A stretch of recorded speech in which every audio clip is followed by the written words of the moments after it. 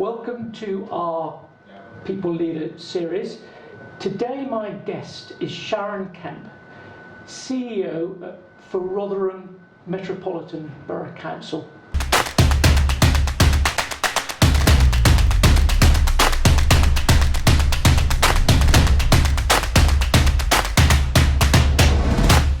Welcome, Sharon. Thank you. Now, by way of context for our audience, this goes back to 2015, doesn't it? I think certainly Rotherham was shocked and rocked by the Casey report and the very distressing story of the things going on in Rotherham around the sexual exploitation of children. That was at the beginning of 2015. You and I met towards the end of the year. Commissioners were in place for Rotherham, power suspended, but they needed a chief exec. You were on the shortlist, and a very powerful shortlist it was too. And you were appointed to the role, and you're still there 4 years on, and it's been a successful 4 years. We're going to have some very serious conversation about how you've achieved that success. But I did love the story you told me earlier about how you measure success day to day, how significant the change has been. Tell us that story. So I think you're absolutely right. We could talk about the government intervention and the powers coming back and the Ofsted ratings. But for me, the reality of the changes is when I talk to the community, we have conversations around their aspirations for their children and young people at school. They talk about quality of life, and most often they talk about the potholes and our highway programme and the changes and the improvements that we've made in the potholes and where they'd like to see more. So a very normal interaction with a council that's responsible for a range of functions. That's lovely, isn't it? Those sort of day-to-day normal preoccupations rather than the rather tragic stories that had come out 4 years ago. Yeah. Now let's think then about your success and how you've achieved it. And I know that the very question will jar with you a bit, and people will understand why, because you have a very strong, in GC index terms, you have a very strong playmaker profile. And as we've said earlier, playmakers think in terms of we rather than I. So here you are on the spot talking about you, but I'm going to encourage you to do it. How is this playmaker approach to leadership reflected in your success? I think when I arrived at Rotherham, it was every single person in the senior leadership team was new. So we had to create a team very quickly to be able to lead the organisation and to be able to work with different teams, a team of commissioners that were reporting back to government and scrutinising us. We had to work with the newly elected members to support them in their role and create partnerships with other key players within the borough. And so that bit around as a playmaker, being able to create a team and work in different teams really played to my strengths. And I think as a playmaker, quite often, the collective endeavour and the moral purpose, which is actually the inspiration and the motivation, was very clear in Rotherham. We were very clear we wanted to see improvements, and we wanted a very different council that people could trust in and have confidence in. And so that played to my strengths as a playmaker to create a team with a real moral purpose and that brought together the different interventions from government. So we had an intervention in children's services and we had an intervention in the rest of the council. And I saw the danger that we could be good in one and fail in the other. And actually all those services wrap around communities and families. So unless we did both of them well, we weren't going to be successful.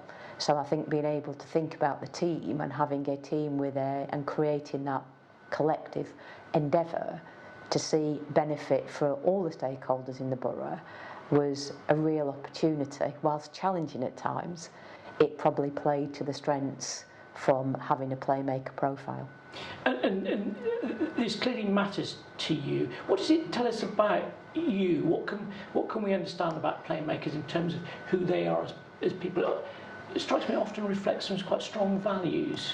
Absolutely, and one of the things that I did very early on was ban the word culture, because everybody talked about culture as if somebody else created it. Lovely. So we did an awful lot of work with our staff to say, when we are at our best, what do we do? And that's how we created our values and our behaviours. And you can call out a behaviour, you can see it, you can feel it, and you can say, when you did that, this is how it made me feel. And actually we focused very strongly on that, because we had a lot of good staff that had been let down by a failure in leadership. And the staff that were most traumatised were the people that were actually our hidden gems in the organisation. And actually by focusing on the values and the behaviours, we were able to re-energise people around that purpose.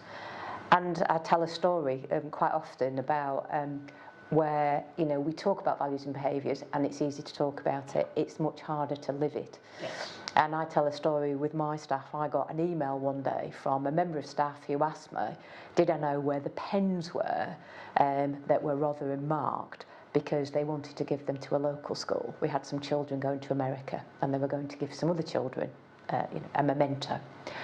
And I've been saying to staff about being tenacious and not giving up and not letting go, and I got this email, and in the spur of the moment my first thought was, blooming heck, can they not find some blooming pens? And I caught myself in the moment and thought, this person has actually tried to do something.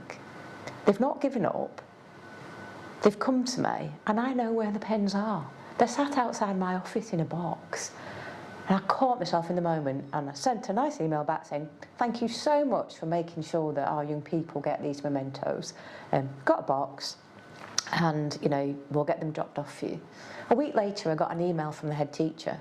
Sharon, thank you so much for the big box of pens that's just arrived. Our children, our young people are so excited, they've done a video for you.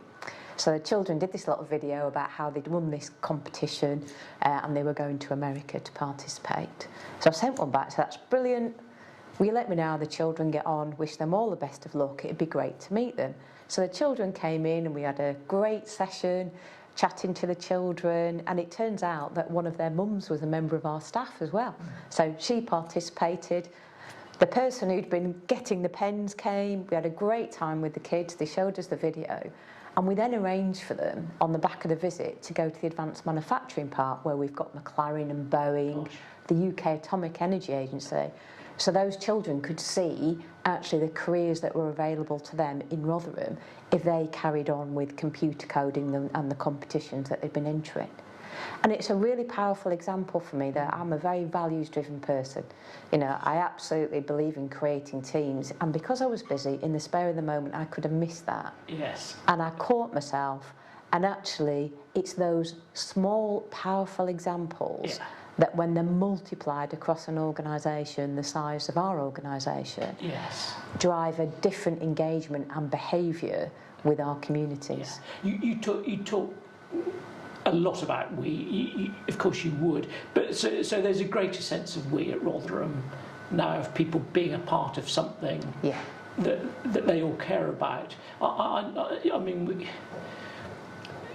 these stories are great, but on a broader scale, I think you were thrilled, weren't you, when Rotherham Council was restored to full powers. That was last year? Last year, yes. Yeah, and I think one thing in particular mattered to you in terms of where your values are. Tell us about that. So we had an independent review before the end of the intervention.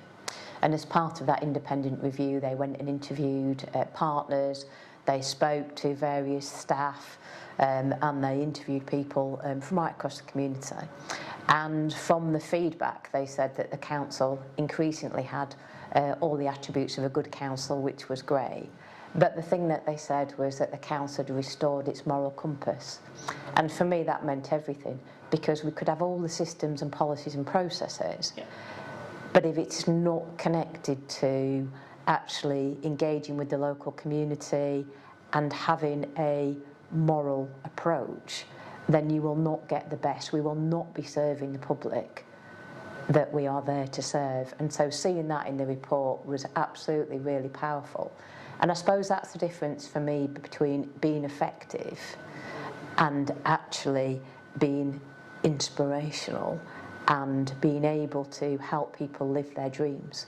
Yeah. And, you know, if you've got a moral compass in the organisation, then actually no matter where you get changes in leadership or where you get changes in policy and legislation, that's the thing for me that is the most important, that will safeguard Yes. the organisation in the future. Yes. That's your anchor for the future. Yes. Have you found it as a playmaker talking about you? I suppose, well, you haven't, have you? Been talking about the council. Absolutely. There was quite a few we's in there. There were. So back in 2015, to their credit, as I recall, the commissioners and the selection panel realised they needed a playmaker, someone to restore the faith in the community and within the council. And you've done that. Well, I think that's still quite difficult, because I would put a big we in there, because we, you know, as a chief executive within a council, within a democratic process, you know, my role is to be able to have an organisation that provides advice and enables the democratically elected politicians to make good and robust decisions. And therefore, as a playmaker, understanding my role as a public servant, being able to support and guide elected members is really important, and that ultimately they are the decision makers. Yes. So you're the guardian of the decision-making process, but the decisions sit with other people. That I think that captures for me what a playmaker means in your world. Yeah. Sharon, thank you very much. It's a pleasure, thank you.